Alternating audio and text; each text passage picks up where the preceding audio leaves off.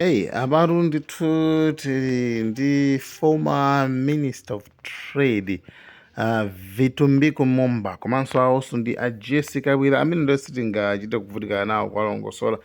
A Jessica Bwira amakonda kuonekaoneka. Anthu amenewa papapa kudali kuti apapatu iwowa ali ku khoti.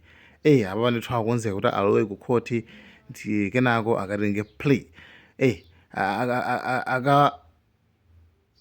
Akawafunse kuti kodi mlandu umene akuwazenga iwowa akuvomera kapena akukana. By the way, anthu amene ndithu adamangidwa apo kenako anatulutsidwa pa belo.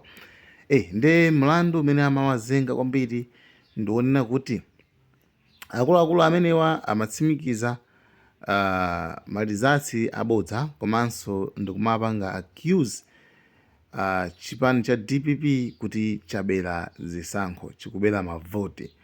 Nde iwowa kutelo ndithu chipani cha DPP chitawina ndi chinawatenga kuti teni mukayankhe zimenezi.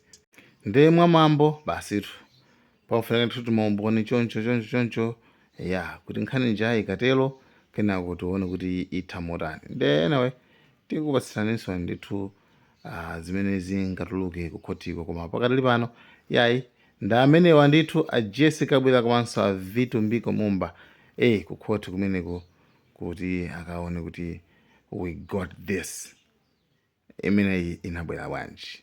Jessica Bwira komanso awawa ndani kuti Vitumbiko Momba.